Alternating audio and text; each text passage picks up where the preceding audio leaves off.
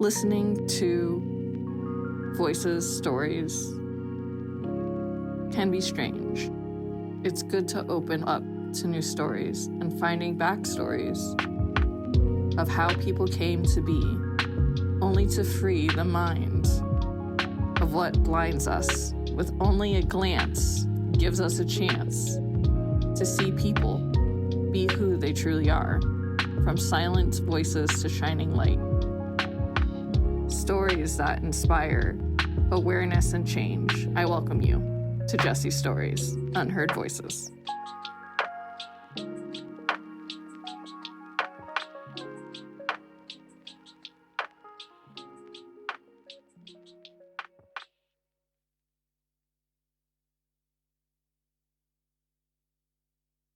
Thanks so much for being on Jessis Stories. If you would introduce yourself. Yeah, hi everybody. My name is Rebecca Thorne. I am a USA Today, Indie Bound, and Sunday Times bestseller. And all of those are pretty recent, so that's exciting.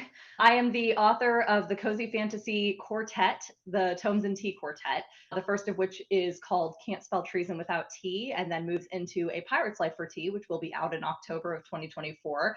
There are 2 more books that are coming out in 2025. The entire series will be done by August of 2025, which is very fast for traditional publishing, but very exciting. I also write mostly sapphic or LGBT stories. So I have a couple self-published books that feature sapphic characters, asexual characters.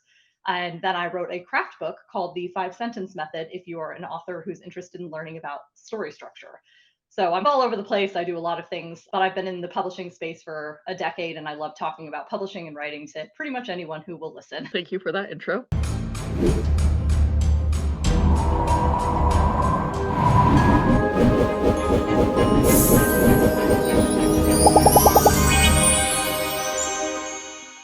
My first question is, are you a D&D fan? I wish that I was. I really wish that I was, because I feel like I would really love it. But the problem is that I have worked my entire career as a flight attendant, so my schedule varies month by month. I never have consistent days off. Some weekends I may be free, some weekends I won't be. So getting a group of D&D players together and taking hours on one day every week or every other week was pretty much an impossibility for me. And still probably is. So just because of the time commitment, I'm not, although I do think that I really would love it. So I play video games instead. I like that a lot, honestly. Yeah. Let's see. What inspired you to originally to write Can't Spell Treason Without Tea? Legends and Lattes was my main inspiration for Can't Spell Treason Without Tea. I know anybody who follows me has probably heard this before, but I used to be like pretty decently entrenched in the traditional publishing space. So for anybody who's unaware, if you're not a writer, there's typically 2 paths that most people will take to publication. And it's the traditional route where you go with a publisher at one of the big 5 houses in New York, or a mid-level press that's somewhere else in the country, or it's self-publishing where you might go with, like, you might put your own book on Amazon or Ingram Spark and distribute it yourself, basically. And they're both very interesting paths, but maybe 10 years ago, self-publishing wasn't as big or as accessible as it is now. Like, the pandemic changed a lot in the ways of accessibility.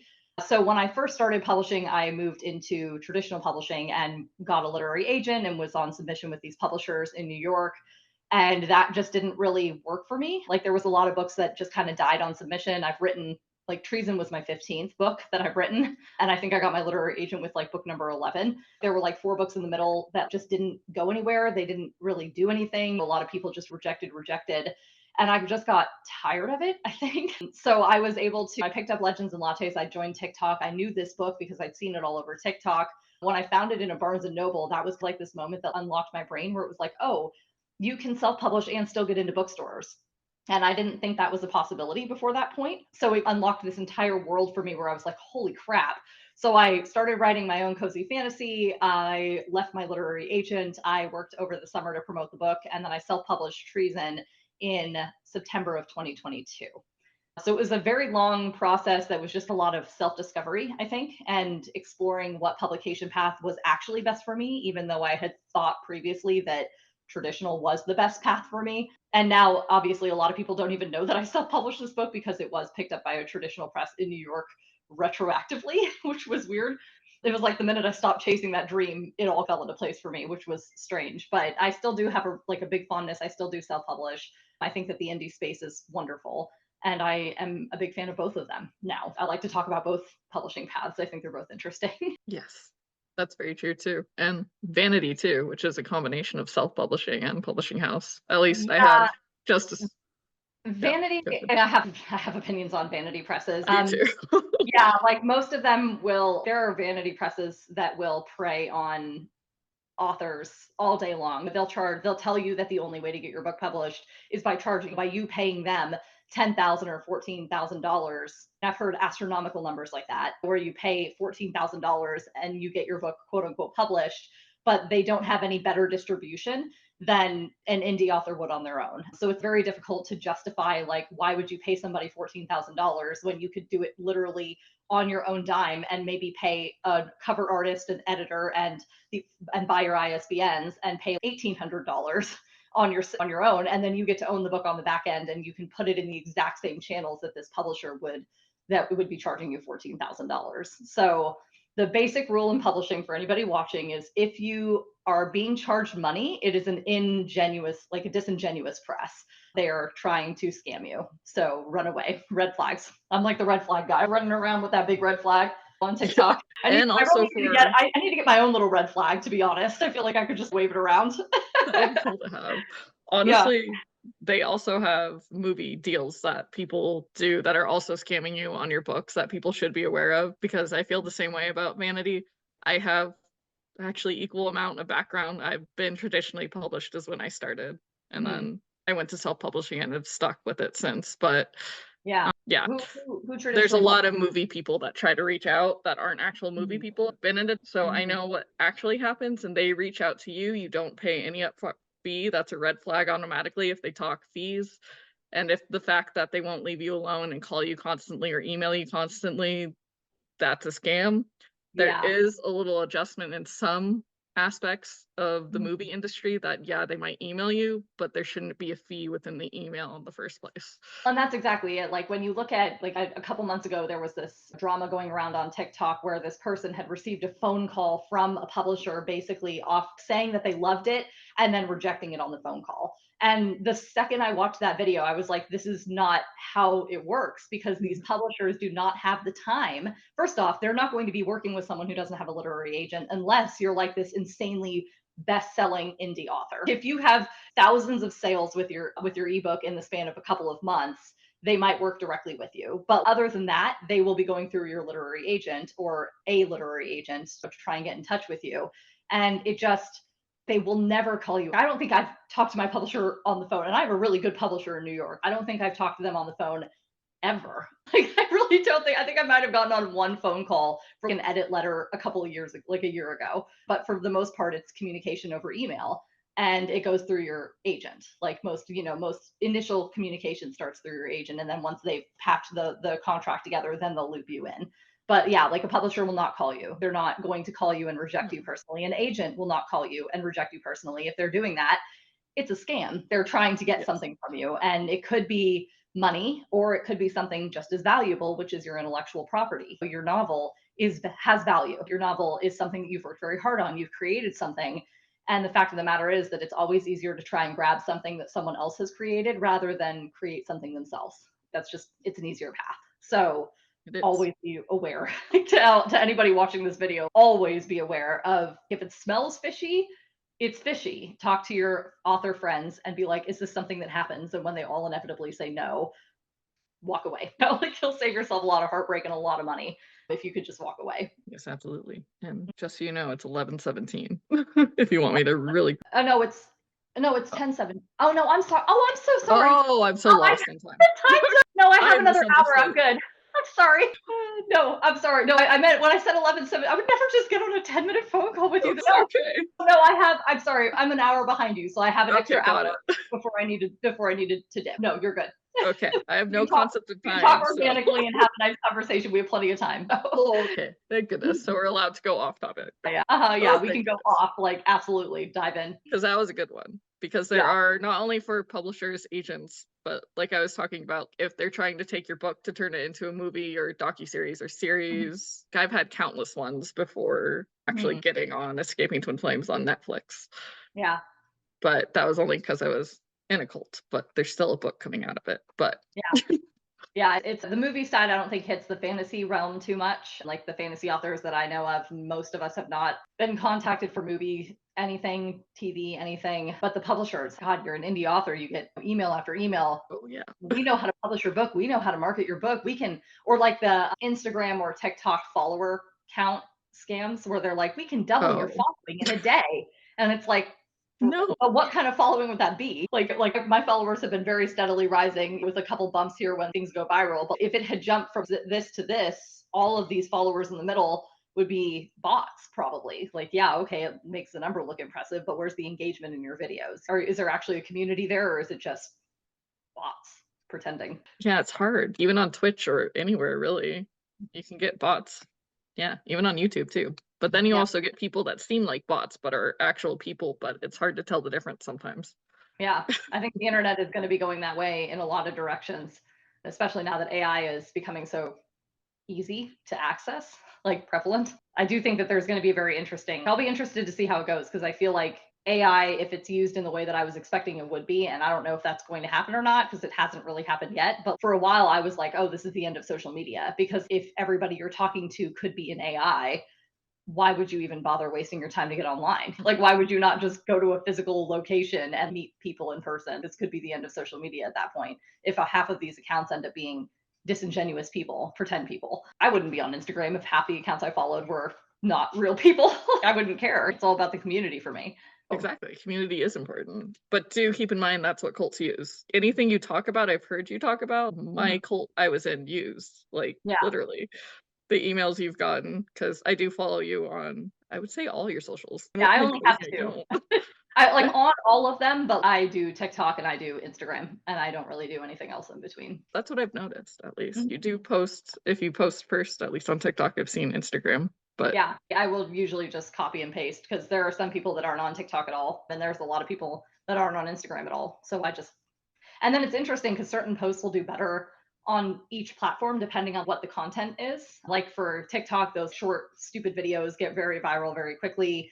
But on Instagram, the more informational videos tend to be watched better and get more views. And then there are some random ones where it's, oh wow, that hit 400,000 views on Instagram and 50,000 views on TikTok. And I'm like, well, what was the difference? It's the same video. I think it just depends on the algorithm and who catches it first and whether or not they're super engaged from the very beginning. Tough to say. I know with Sammy, she said it's based off of pay. So for those that are paying into Instagram, your posts are more likely to be viewed. If you already have a bigger following, you're going to Yeah. get the views and the Yeah. follows and Yeah. everything else. The first like probably 2,000 or 3,000 followers took a long, like, I mean, it probably took me 6 months to get like 3,000 followers. And I was very pleased with 3,000 because when I was on Twitter, I was on it for years. And I think the highest I ever got on Twitter was like 2,100 followers. And then I went on TikTok, and the fact that I could get to 3,000 in like 6 months was wild to me. But then it all again just kind of comes down to what kind of videos go viral, how fast are you willing to, put them out, like how consistently can you put out content, and how long are you willing to do that consistently. And it's just hard, it's just tough to say. That's true. I know with me, I haven't been consistent except for on YouTube so far. That's about it. Yeah, that's good because YouTube is the one place that I'm trying to be consistent and absolutely can't because of the editing. It just takes too long. It's like I don't have the bandwidth to do YouTube the way that I can do like the quick videos in TikTok and Instagram. Understandable. Well, with me, I do have an editing team. I will be moving over to a different editing team by the end of the month, but Nice. I use an editing team because I do have multiple jobs during the day, and I try to make this work no matter Mhm. what. Yeah, Most of the time, it's just Friday, Saturday, and Sunday are my free days, but I yeah, do my best. So far, that's it's good. been That's working good. out.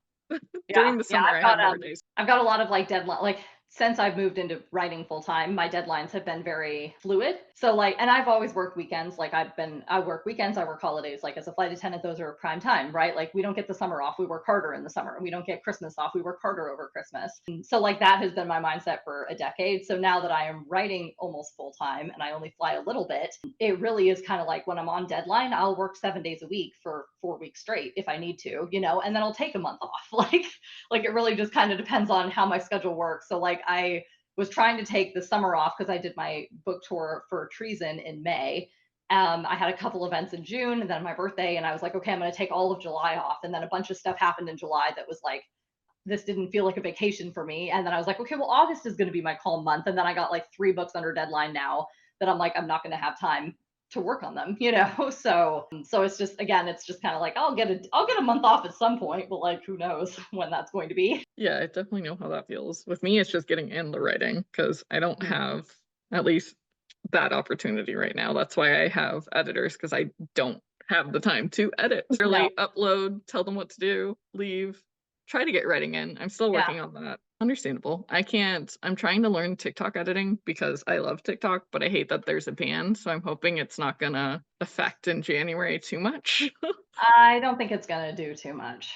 I mean, I don't know. I feel like they've been like, since I've been on TikTok, they've been talking about banning that platform, you know, like it just, I don't really know. I don't know. I'll believe it when I see it.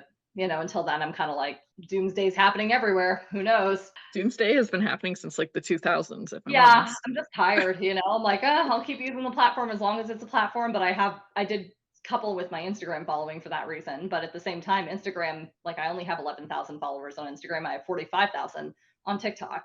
Um just kind of depends, you know. I don't know. Maybe YouTube if TikTok goes away, but who knows? I know a lot of people are moving over to YouTube because of TikTok, but yeah, Yeah.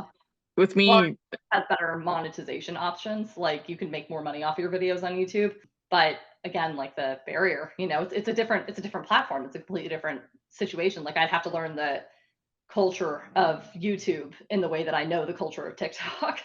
So it's pretty similar culture. It's just one, you have to go over 10 minutes versus the other, you don't necessarily, but you can. yeah, I usually specialize in like 3 to 4 minute videos. So like talking for 10 would feel like a lot for me, but I could do it. I don't know. We'll see. Anyway, get back to the questions. Edit Okay, out go on. all of this. I'm sure this conversation probably won't be necessary, but No, well, don't worry. You also have the chance to review over it too. okay. So there's that. How did you build and make the world of, I'm probably going to say it wrong, Shapera, Dragon Country, the Queendom, Leon, Null, and the realm overall? Yeah. So for anybody listening, I pronounce it Shapara. Okay, see, I knew I'd say it And wrong. Leonel, yeah, and the Queendom. But again, like I don't really care how people pronounce. Like once the book is out, it's not really my choice anymore, in my opinion. So like I know a lot of people, like I've always pronounced it as Keanth, but I know a lot of people will do Keonth or Keanthe. It is what it is, you know. Like it doesn't really matter to me, like if that's how you prefer to pronounce it. So yeah, I mean, when it comes down to world building in those kinds of places, like I'm actually a little embarrassed because I feel like the Tomes and Tea world was very basic world building for me. Like I do think that I actually did much better world building in this book. Wait, this book. Oh my god, can I figure it out? That this book. This Gilded Abyss, I think, had much more interesting world building than anything in the Tomes and Tea world, and that was simply because I wrote Tomes and Tea very quickly, and I wanted it to be like familiar comfort for me. So I went with the white default of medieval Europe, right? Like I didn't put a lot of thought into it because I didn't expect it to go as big as it did, and I regret that now. I will say I think books 2, 3, and 4 were kind of a passion project of mine to expand the world that I put in place in Treason, because I don't think that it's as intricate or interesting. So I spent a lot of time world building, like amping up the world building in subsequent books in order to make it feel more complete. So there's like inner politics between the kingdoms later on, you know, there's like a whole, like book 4 is all about the magic system. Book 3 is all about the dragons, you know, and stuff like that. So like it kind of like dives into how those things all kind of play in with each other. But yeah, I mean, for the most part, I knew that I wanted to have a very strict, stringent, violent kingdom that Reyna could come from, that's very like based in duty and like, you know, respect for your royals and things like that. And then I knew that I wanted to have a country that was kind of opposite of that, right? Like not like that, you know, something that was a little more like loosey goosey. They had, you know, more of a democratic council in theory. And then when it came to deciding with Leonel, I didn't really expand on them in the first book, but they have a much bigger role in book 3. And so Leonel is like merit based, like university based. So their leaders are like the top professors at their university, and they cycle depending on who can prove that they have more knowledge that can help the country as a whole. So like it's not so much of like an elected thing where there's like lords that like go to a council.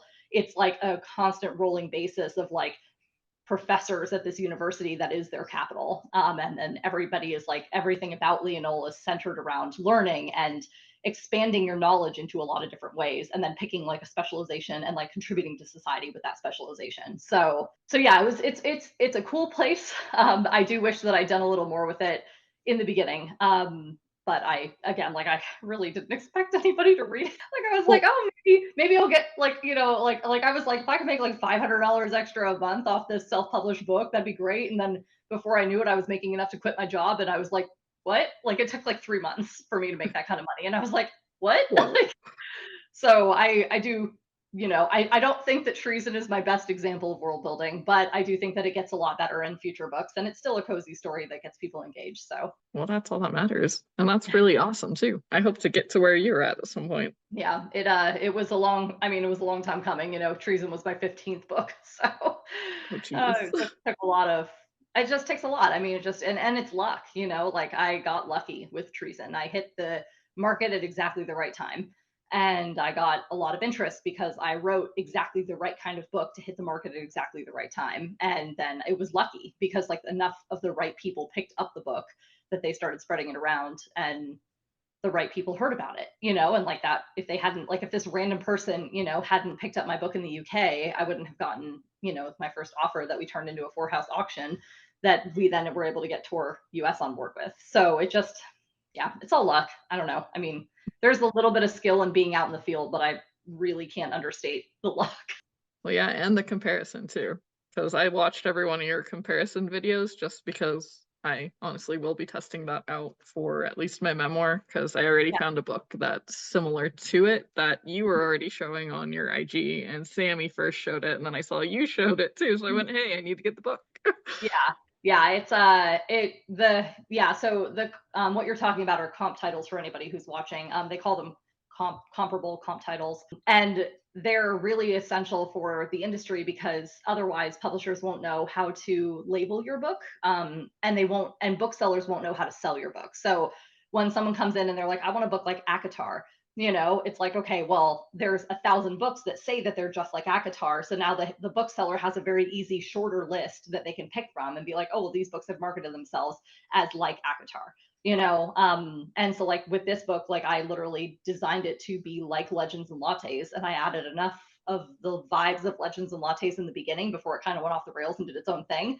But like them creating their bookshop is very Legends and Lattes. So anybody who's looking for that kind of book, but something different, will and has enjoyed this book because it feels similar, because Legends and Lattes was my comparable title. So yeah, it is interesting when you start to think about the marketing aspect of how books are packaged and how publishers can get people excited about them based on, and indie authors as well, like if you go onto your platforms and you start talking about how this book is like these other books, that's a very easy way for indie authors to start marketing a book without really thinking too hard, which is nice. So It is. So it was very helpful on TikTok seeing you do that, because I already have, even with the children's book I showed you earlier, I found another book similar to it that I can play with that I haven't yet. I should just do that on TikTok instead of worrying about it.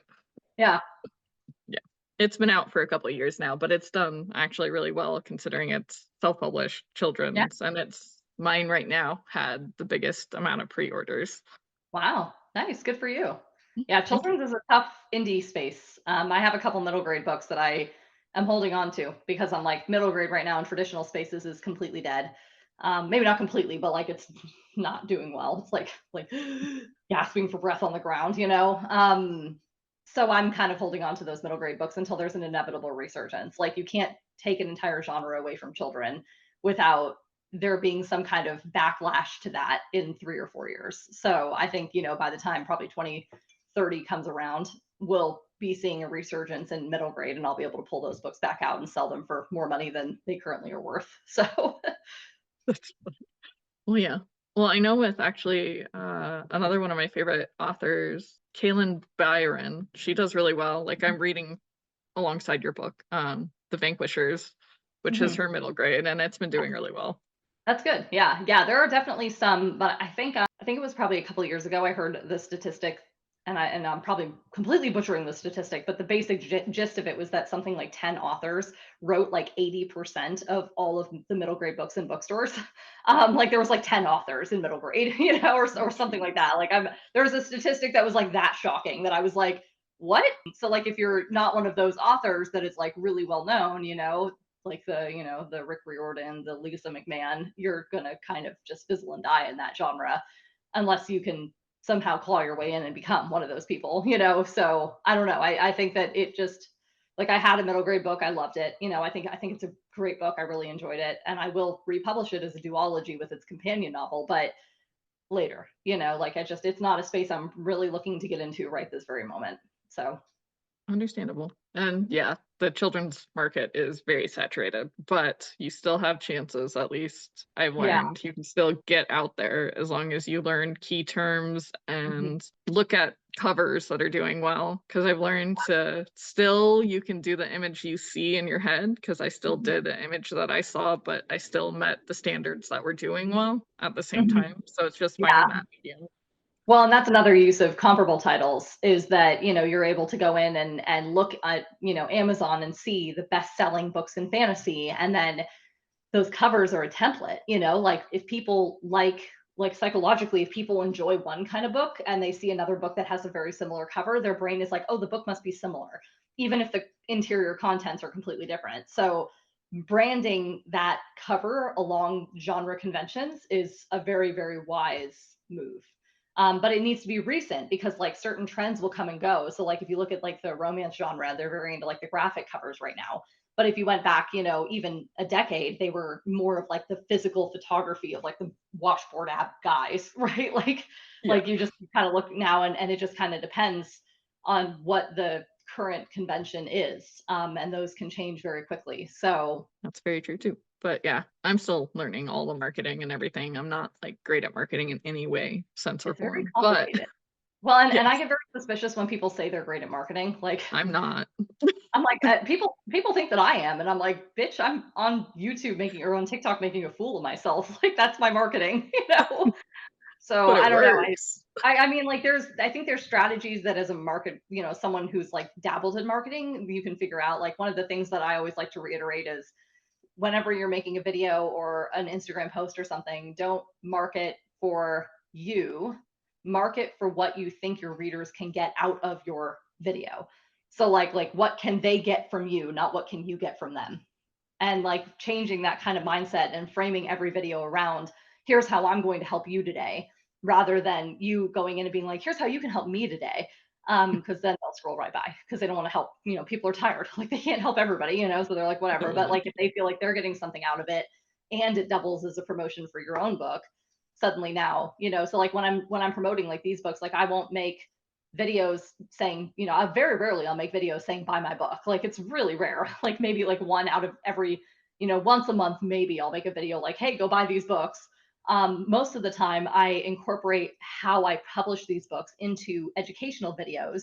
And then I show the cover and wave the cover around, so I'll be like, oh, like I was traditional or I was self-publishing and now I'm traditional. Let's talk about it. And then I can like explain how that process happened for me. And then I get to like mention these books over and over and over again, and eventually people are like, oh, yeah, that is pretty interesting. So when they see it in the bookstore, they're like, oh, that's the book that was indie published and then it's trad. Let me pick this up and read it, so I can sell books that way inadvertently without making them scroll by because I'm not like, buy my book, like, That makes and sense. frankly, that buy my book thing, like that gets exhausting. I don't want to do it. It's just like, it's so tiring to It try and is very scream into tiring, the actually. nether. Yeah, no, it's like exhausting. Like screaming into the nether is just like, I don't have the bandwidth for this. Like it's too much.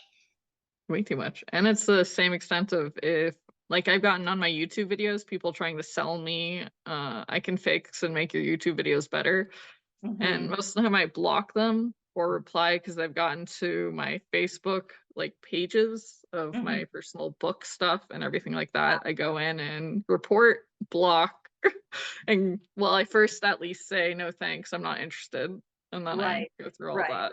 But I Yeah. don't feel like the continuous because once one comes, that means multiples are going to be coming too.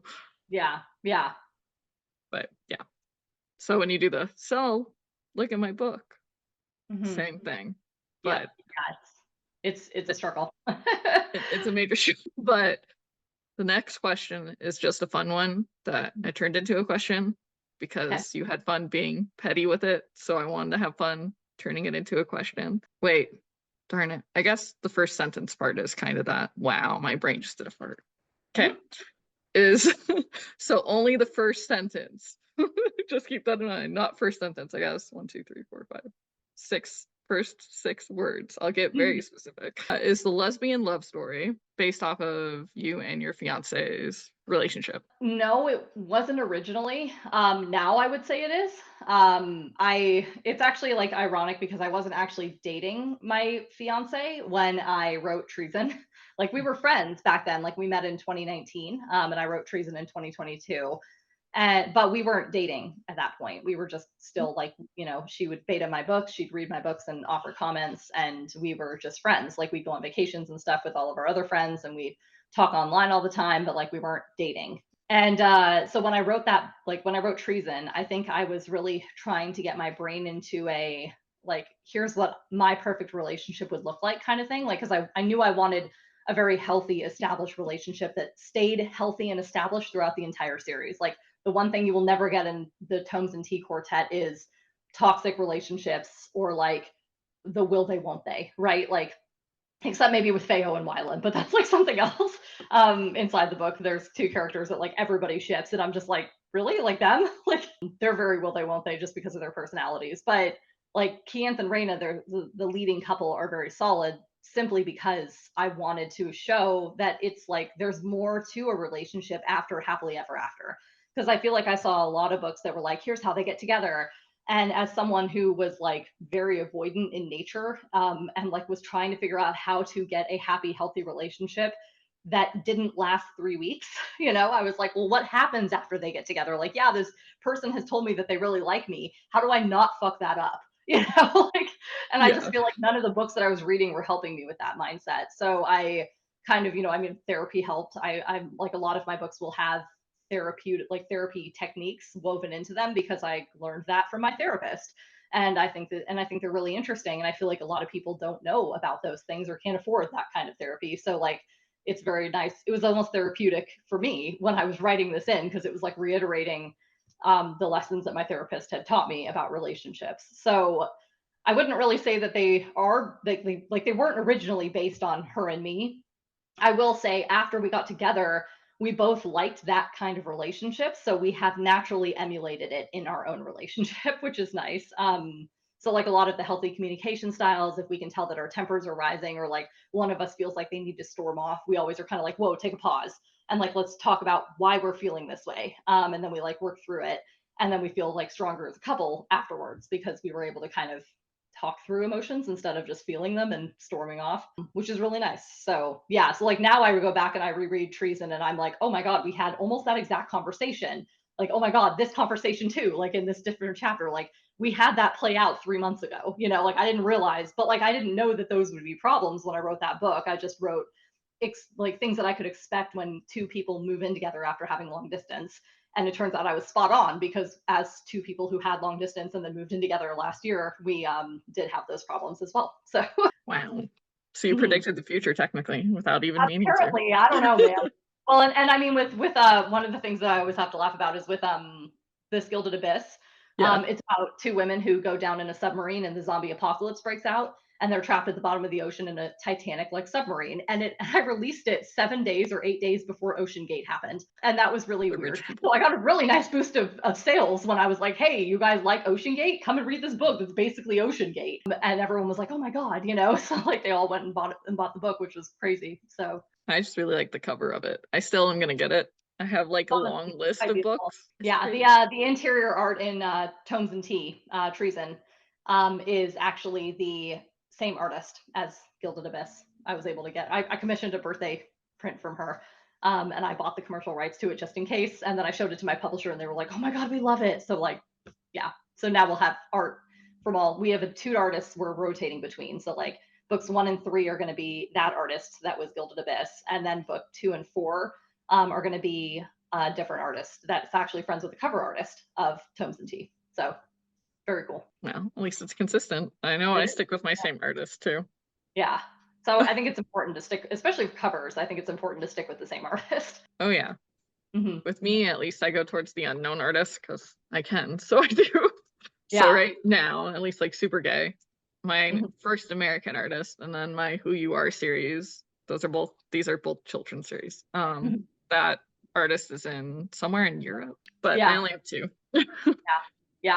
I have so many artists at this point that I collect them like candy, where I'm just like, because Sorry. they all need, like, they all have different vibes. So depending on, and I write a lot of different books. So like depending on the vibe that I'm looking for with each novel will depend on whether or not I go with this artist or that artist. So like I'll go to like conventions and stuff. Like when I was at San Diego Comic-Con, I met three artists that I actually would love to use for future books.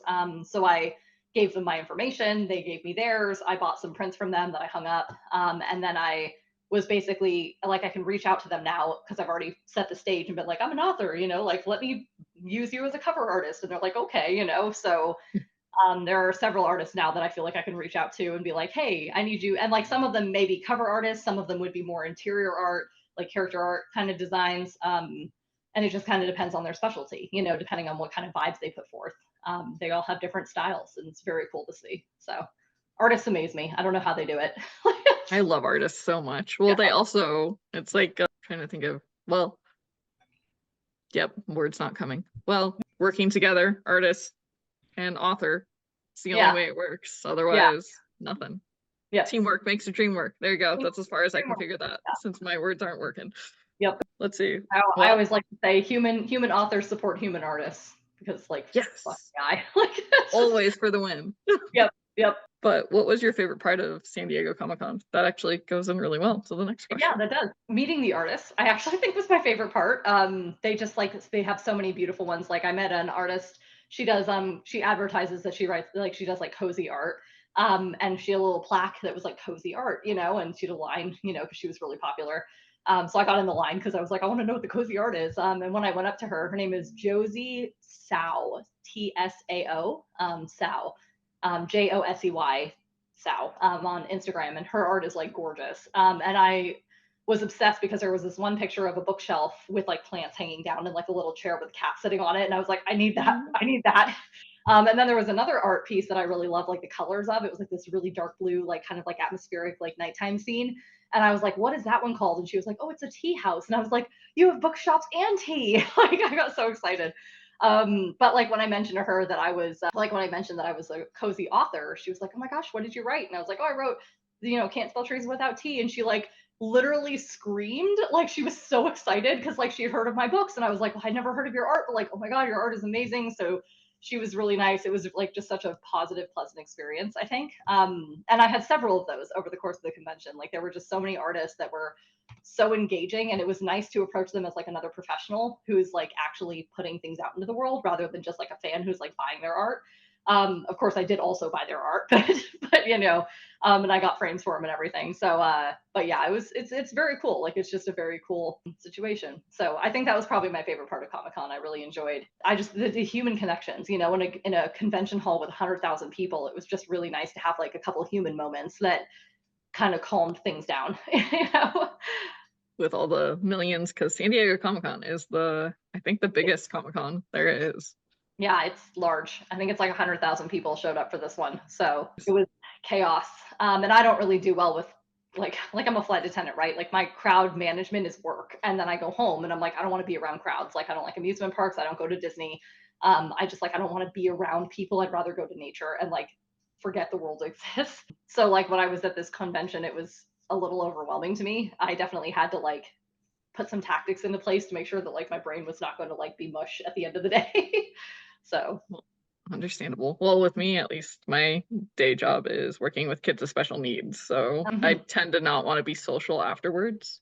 yeah, it's a lot of mental energy, just a lot of emotional energy, Well, and physical. There's biting, punching, Yeah, spitting. There's a lot involved because you're yeah, changing yeah. behavior. So speaking about behavior, you have to understand behavior and how, well, from child to adulthood, I've worked with all Mhm. ages. You have to understand how that works per brain, what's going on. Yeah. and without making it, because on the cult side of things, there's the coercion side of things Mhm. of changing behavior. So you have to watch for that and watch your words and watch what you do Mhm. as Yeah. to, yeah. So there's two sides to that. And then there's Mhm. physical, emotional. There's a lot that goes into just daily within an hour alone, because there's a Yeah. lot of triggers that happen through the day, not only for yourself, but for the kids too. Yeah, for sure. Yeah, that's a very hard job. Good for you for doing it, because that is really quite extensive. Can be, but I've been doing it for, if I don't include the paid time period, at least 10 plus years. Plus, I was a child with Nice. special needs myself. So that's Very why I nice. use those words. That's such a controversial word, but 90% of the community prefer special needs and calling themselves that, because it's taking back the word. Yeah, I mean, and honestly, I think that there is some very interesting like nuances to language and the way that words are being used. Like I just actually like this is embarrassing, but like I pay attention. I try to pay attention to certain words and avoid certain things. So like when I first wrote Treason, I described the queen as like mad, like she's a mad queen, you know. And I think that was very like Alice in Wonderland in my brain. That's what I Um, thought of when I first read yeah, it. right. Queen But of like the Hearts. reality is that like, you know, like being mad, being insane is like an actual clinical thing, you know? It So, is. and she's not really like she really, if I had to brand her, was more of a narcissist than anything. So like, So cult, yeah. that's So like, cult leader. like labeling her as mad, I don't really think is, but like that wasn't appropriate, you know? So I had an arc reader kind of mention that and be like, hey, like this made me a little uncomfortable as someone, you know, with, you know, mental like I think that person had bipolar. And they were just like, this is really an uncomfortable word to use for this character. And I was like, holy shit, you're right. You know, and then even just as recently as probably 3 months ago or 2 months ago, my editor, like my copy editor, was like, hey, like you keep using the word mutely to like describe silence. Oh, Like, yeah. and I'm like, that just was something that like it slipped out, you know, like I didn't Yeah. really think about it. And now the minute she mentioned it, I was like, oh shit, you're right. Like I should not have used mutely or blindly, you know, like No. she probably No, felt, no, no, no, you no. know, it's like no, like so, but learning how to identify those moments and you know kind of accept with grace like we all mess up and we all misuse Yes. words in certain ways.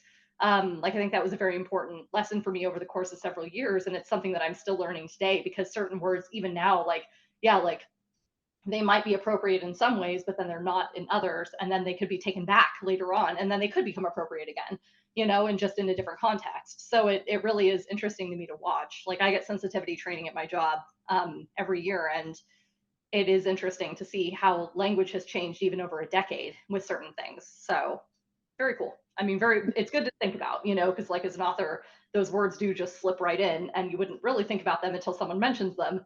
But like the minute they mention them, it's like, okay, well, that's a very easy thing to change. You know, like obviously I will strike those words from my dictionary and I will not use them in that context anymore because they mean something different. So Well, at least with me, because I'm used to those words, I would never touch them because yeah, but like that is a you're part of trained in my it. everyday life. Yeah, What? it's difficult because like a lot of authors today, I think, are not really conscious of those things. Like they're not actively trained. You know, not everybody is a child behavioral specialist or like a flight attendant with diversity training. You know, like it is very like I try to talk about those things in like a very non-judgmental context in my channel because I don't want authors who are not aware of those to feel like they messed up if they used them because it's like, well, we all fuck up sometimes. Like everybody fucks up sometimes in using words that shouldn't have been used, so just change it in the future and do better next time, you know? And if you're able to, go back and edit the book that you use those So that's in. a pain. That is It a pain to do. I've had to do sometimes that it is. before. Yeah, That's a pain. I'm like when you're self-publishing, it doesn't feel like a pain to me, but like traditional publishing, like it definitely like you can't fix that because they do a print run of a certain size and like unless they do another print run those books are already out there with that mistake in it, you know, so like changing them, like I think that's why advanced readers are so important because they can help you with those sensitivity issues and like identify those words before it goes out into the world. So yeah, like I actually do think that that's something that I really love about indie publishing and something that I'm a little nervous about with traditional publishing is because in traditional, that book is like under lock and key. And I Mhm. don't get the eyes on it that I did when I was indie. You know, it's like when I was indie, like I had probably 300 people looking at Treason and Pirates before they actually released to the public. And that meant 300 views of people who were like, hey, this sentence made me uncomfortable. And it's like, well, shit, I'll change it, you know? But when Treason comes out now, it's like, we better hope that the publisher did their job, and that I'm able to keep those things in mind for the future. So yeah, I don't know. There's a lot of nuance to this kind of thing. Like it really needs to be discussed more openly, I think, because it is difficult. Like if you're not in a career with that kind of training, you might not know. Well, and the voices, sadly enough, that are disabled, like I love Alice Wong. I love Yeah. her very much so. She has her own publishing company. She is Mhm. still self-published. She does have a little bit of vanity, I know, not necessarily full on, but she does go through her own publishing. She does have help for the everything. She's a great advocate, but because if you have a background in being disabled in any sense, which everyone Mhm. prefers that, and I'm one of the ones that I'm still getting comfortable with that, you don't always get the recognition, at least not Sure. always, because Yeah. she's got a lot.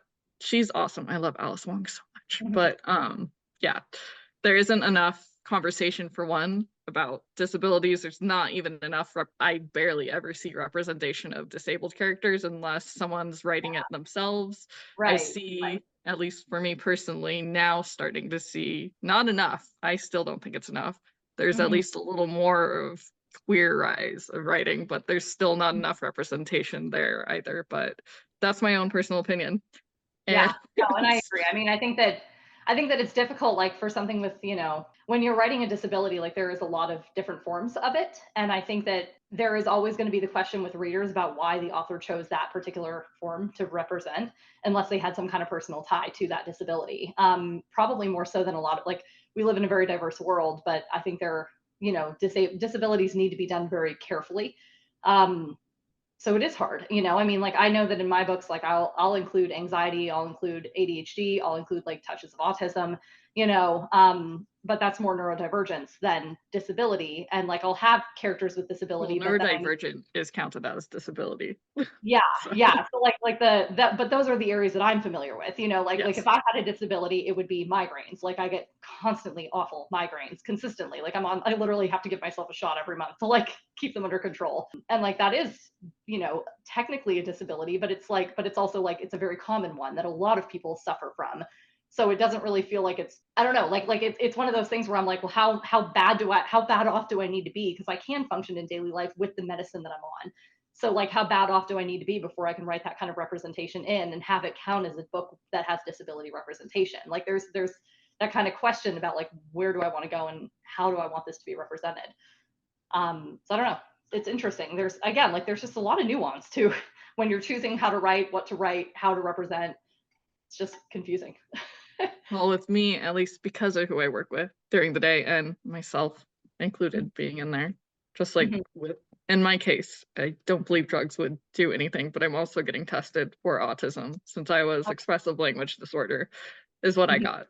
Yeah. But if you look at it, it matches autism. But Yeah. I'm going through the testing. I'm not just going out there and saying I'm autistic. I'm actually going Mhm. through the testing. I have two Yeah. more parts of it to go through. But Yeah. like I know everyone I've heard from the community prefers anyways those who have that specific to write, but the problem is people don't watch. They don't want to see a person in a wheelchair. They don't want to see someone who can't walk on 2 feet. They don't want to see someone on oxygen writing their story, speaking, Right. or they don't want to see someone who helps write. Like Alice Wong does have someone that helps her write because she can't. She doesn't You have can't. the ability to. She also has everyone that I've worked with who has one of these calls it a speaking box. So Mhm. their voice that someone can just, or she can use her eyes, the eyes gaze, Oh, that's because I know interesting. she can't do this, but eye gaze to say what she wants to say. They don't want to see that. So it has a lot to do with people want to see typical someone who can walk, someone who can do everything on their own.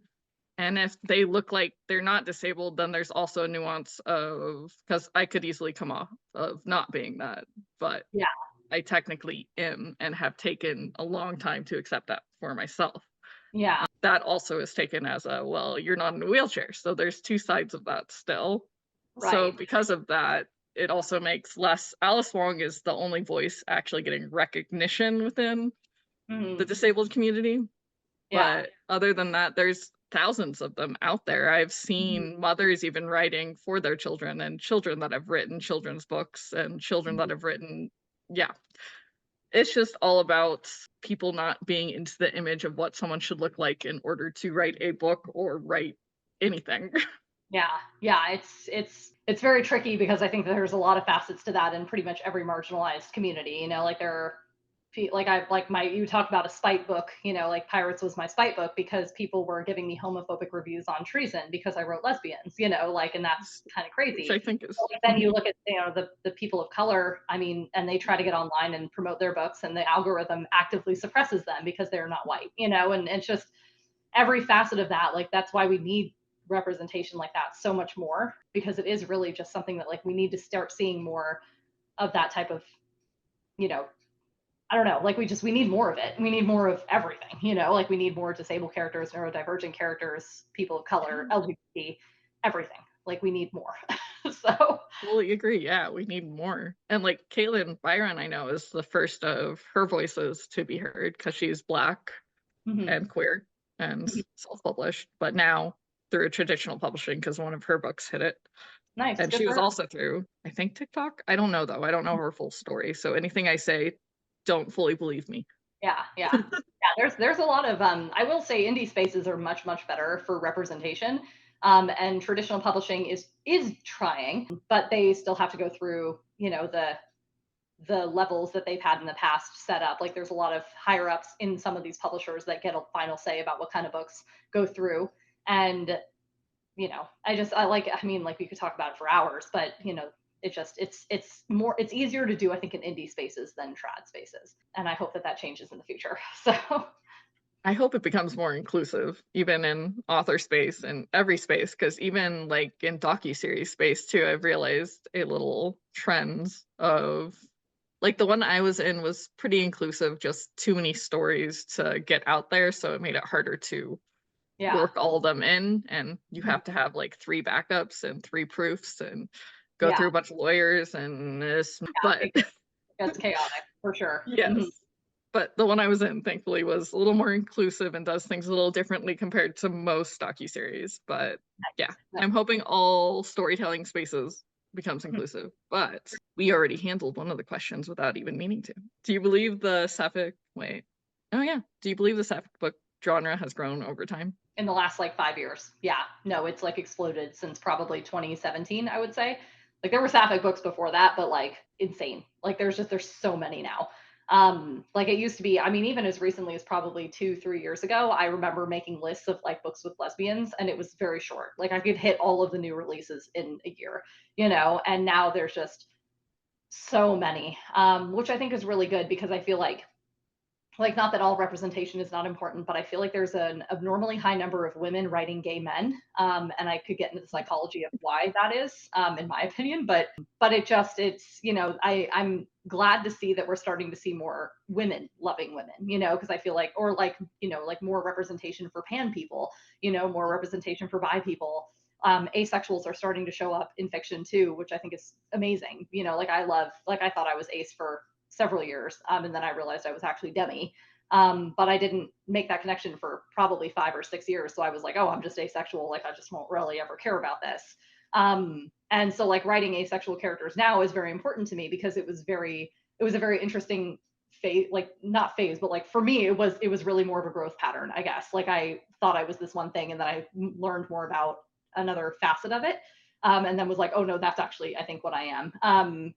But it is interesting for me because like when I was ace, I was literally like you know how many people have told oh you just haven't read the you know you just haven't met the right person yet, and it's like really because I've met a lot of people like I've gone on a lot of dates with a lot of people, like that was so frustrating to me. So yeah, I think that there's you know a very wide range of the rainbow that's coming out now, and I'm excited to see less of the focus on gay men and more on the focus of all of these other nuanced areas. You know, like lesbians are great, but like let's focus on some non-binary characters. Let's see some especially now. Let's see some trans representation. Yeah, more trans all the way. Yeah, like we're trans all around. Like we need a lot of all of it because it's not just gay men. You know, like gay men are the you know might be like more socially acceptable because more women you know feel comfortable in those spaces. I don't personally, but that's probably because I am actually more lesbian coded. So like I'm technically bisexual, but like you know, I mean I'm obviously marrying a woman, so like Yeah. Well, you can still be It's bisexual, a right? spectrum. It is. It's totally a spectrum. Mhm. I fully agree with that. With me, I just can't figure out my specifics, so I'm just sticking with queer. But I prefer women. But Yeah. there is an attraction to men, but not as strong as women. But Yeah. I'm again not labeling Honestly, myself except queer. I kinda love that queer label, I think, goes back to that discussion about dialogue and how certain people are reclaiming certain words. Because like, Mhm. queer when I was growing up was an insult, you know? And now Yep. it's like and now it's just like, "Oh, yeah, no, I'm queer," and everyone's like, "Oh, okay," you know? And it's like, that's kinda nice. Like, that is a very nice, like, easy word to use when you don't wanna go into, like, "Well, I'm bisexual, but leaning lesbian and demisexual." It's like, that's a mouthful. Like, "Oh, I'm queer" is easy, you know? So I think that's great, you know, and I think that queer is a very safe place to sit while you figure it out because like I said, like I thought I was one thing for a very long time and then realized I was not and I was able to like kind of move into a new label. But again, like queer was a very safe place to sit in the meantime, you know, which is nice. So It is nice. And Mhm. my sister is the one who gave me a whole spiel on education on queer and Mhm. how you might as well just use that and only that until further notice because queer Yeah, can be anything there can be within. it. Yeah. So, yeah, my sister's part of the community too. Let's see. Well, here's a fun one. Did you always know you wanted to be an author? Oh yeah. Yeah. Yeah, Okay. I started writing my first book when I was 11 years old. And I wrote all through high school.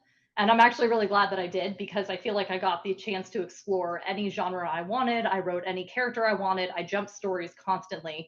Like I never finished, you know, I finished a couple books in high school, but like never anything intense. Like they were like 40, 50,000 word books. Like they were like novellas looking back. But it gave me a lot of freedom to experiment with, you know, fan fiction, dialogue development, story structure, and learn kind of what I liked. So that now when I'm writing, because like when the minute you start to write for publication, it becomes a business. You know, like the minute you decide that you want to publish, your writing is no longer a creative hobby. It is a hobby that has now become your entire income or like a portion or you intend it to be a portion of your income.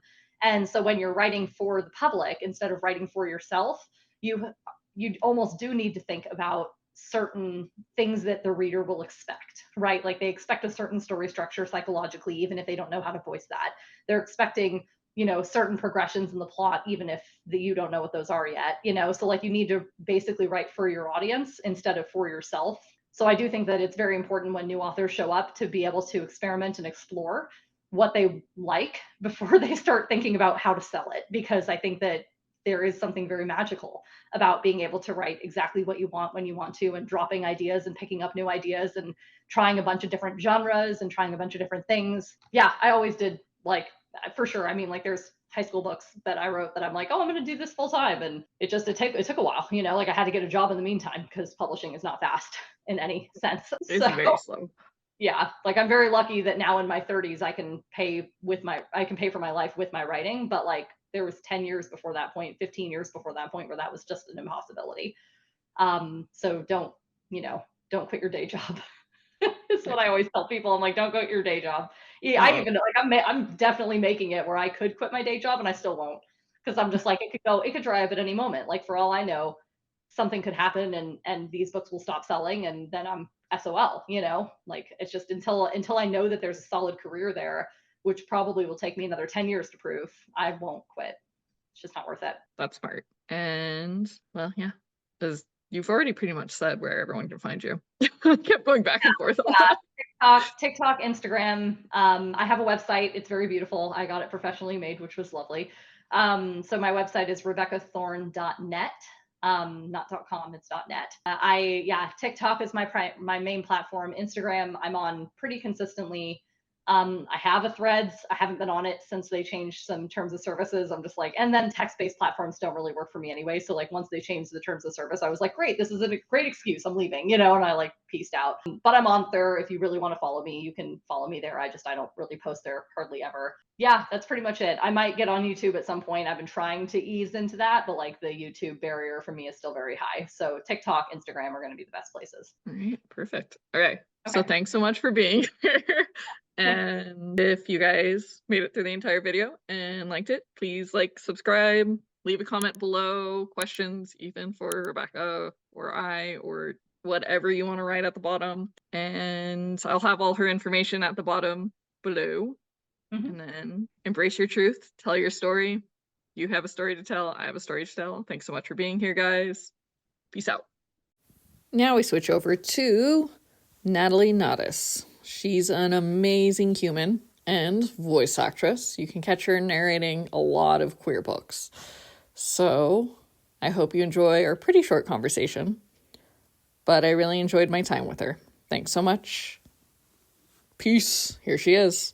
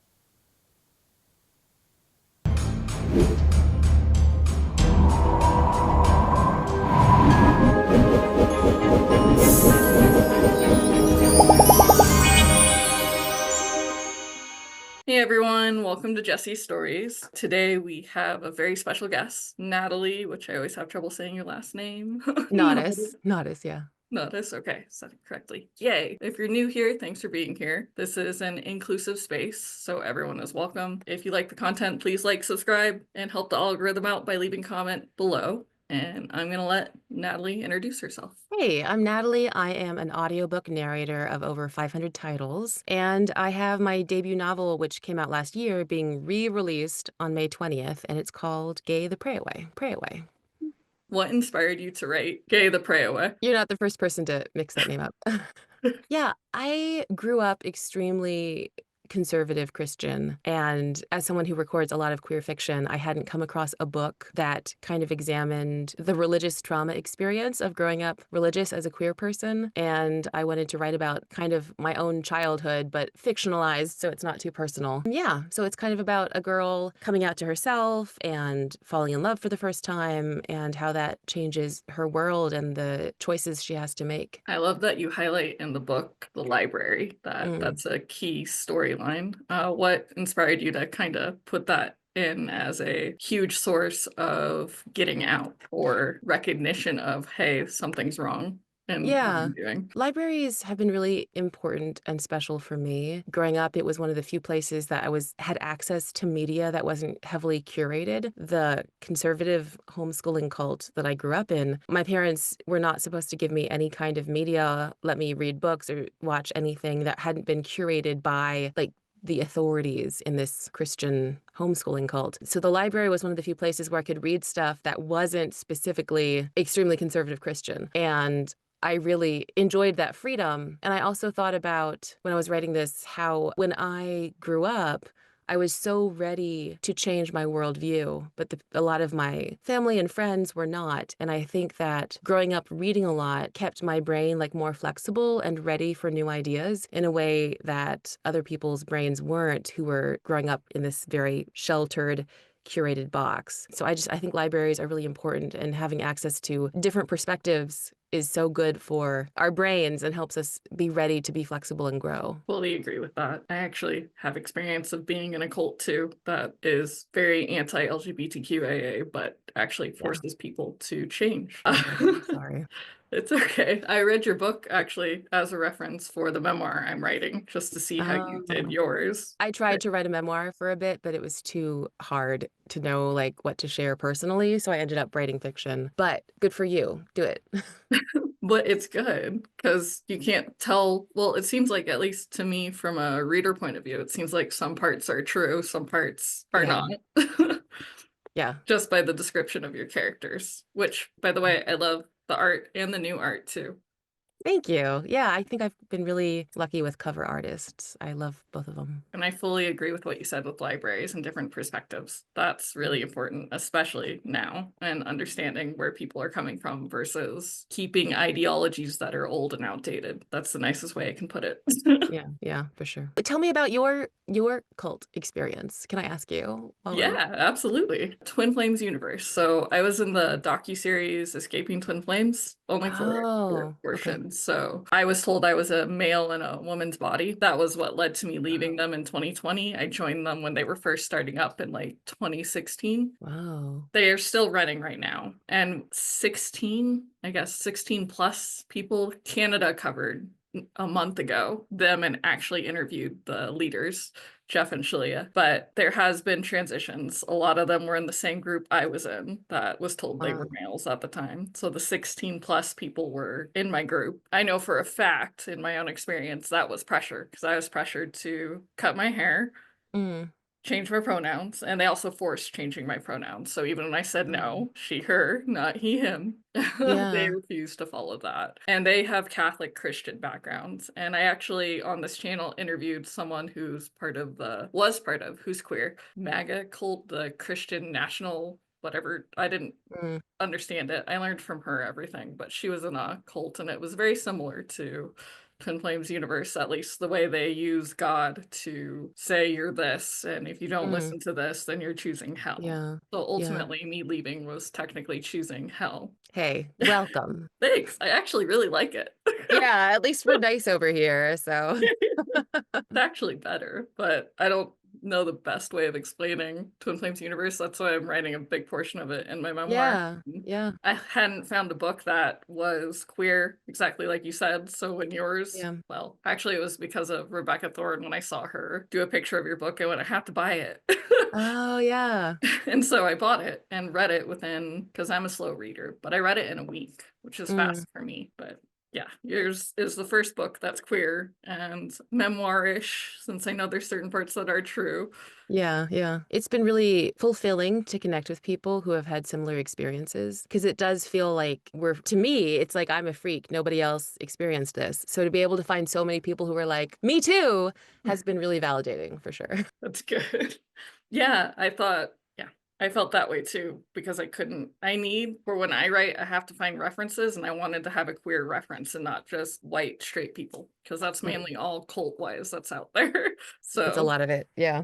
yeah, so thankfully you wrote your book. Oh, there is a question I have. Do you think it's common for queer people to join cults or to be raised in one? I really don't know. I think that hearing from so many people who grew up in different Christian denominations, who their experiences really resonate with my book, raises an interesting question about like, what is the definition of a cult? Because even if they weren't in like certified cults, a lot of the ideas, the verbiage, the sense of control and following a leader is similar even if it wasn't in a bona fide cult like you and I were in. So I think it just raises some interesting questions about like American Christian nationalism and how cultish it is, even if it doesn't always get labeled as a cult, if that makes sense. Does make sense. Well, actually, due to the MAGA movement, it's officially been labeled a cult. Mm, So it is now official. okay. Like Dr. Lalich, who I interviewed on this channel, she is an expert in cults and was Mm, in a cult herself and queer, actually. She's mm, finally writing her memoir, but she's like 70s queer or 60s. She's way far back, way, way, way. okay. But Okay. she said that, yes, it's a cult, just like she Mm, gave the yes for Twin Flames Universe being a cult. And even mm, though people don't really listen to experts anymore, but she does have yeah. definitions of what a cult is. So leader and then following, but you can also have a one-on-one cult, so it can be an abusive one-on-one relationship cult. Mm, So like I can't think of her name, I always forget her name. The person that killed her mom, that person was on a one-on-one cult. okay. Yeah, so the definition has broadened, and there's more people like Dr. Coco, I don't know how to say her last name. She does coercive control, and Mm, she's gone more in depth in studying that, and she actually has high statistics now and what that looks like. mm, So there are people, but they're women, and because women are minority, no one hears about this. And I mm, interviewed her on this channel too, and she brought up coercive control, what that looks like, and all the definitions you need to get it in law, since Australia already has that in law, at least in an abusive relationship. I wish America would have it in law so we wouldn't have our current problem right now. yeah, yeah. But yeah. And then, ooh, what do you think draws people to cults? I don't know because I was raised in it. I didn't like choose to go to it. But I think in the IBLP quiverful movement that I was raised in, parents were promised that this was a way to like guarantee that your kids would turn out good, whatever that means. And I think that that was really attractive to a lot of people. Clearly, I mean, a lot of people were in IBLP in its heyday. I think that people were really attracted to that idea of like, we promise if you do these things, your kids are going to be great and you're going to have a great relationship and God's going to be happy with you and he's going to make you rich. Like the promise of all those things felt like great in a world that's scary and lacks guarantees. Hearing that, I think, was attractive to a lot of people. Yeah, that makes sense. That actually kind of sounds similar to Twin Flames Universe, a guarantee of your lover. So there Mm. you go. Guaranteed. Mm. You don't have to answer this one. I just wrote it out of curiosity, but what parts of and by the way, you'll get to see this and tell me what you want edited out or not. What parts of your story are true and which parts are fiction? You don't have to answer it. I can skip it too. I would say that the setting is very much drawn from my childhood, but all of the things, the plot points are not true. Like the family setup is not exactly mine. The people are not exactly people that I knew, but the setting and the kinds of people and the kinds of things that they're saying and doing and thinking are pulled from my experiences. That makes sense. And I actually really, really like your other main character, at least how you describe her. That was one of my favorites when you introduced her in the story and the Mm, church. That was really mm, cool. And to see kind of the traditional, little bit stereotype, at the same time not, of, I guess, different backgrounds, that religion. I don't know how to say that correctly. Yeah, different people who are attracted to that group at the time. Yeah. And I Yeah. really like that character that you added in there, that escape, that idea in the story. I'm trying not to Yeah. say it so people go buy it and read it. Yeah. And then the very important one, which we might be ending a little earlier, it looks like, where can people find you and where can they also find your book? Yeah, I'm on Instagram and TikTok and Threads as at Natalie Naudus, Naudus is my last name. And you can pre-order Gay the Pray Away everywhere. Bookshop.org. It is on Amazon and Barnes & Nobles and everything. And it comes out May 20th, which Ooh. is soon. Very soon. And actually, all the links will be down in the description below. And I'll try to find the pre-order links too down in the description below. Audiobook is available too, and I recorded my own audiobook naturally. Only makes sense, which I like hearing your voice when you do your recordings, which is Thank fun to you. see. If anyone follows you on social media, they'll get to hear your voice and how you record. So thanks so much for being here, and embrace your truth. Tell your story. I have a story to tell. You have a story to tell. Until next Saturday at 10 a.m. Eastern. Peace. Thanks so much for being here, everyone. I hope you enjoyed this episode with many more to come.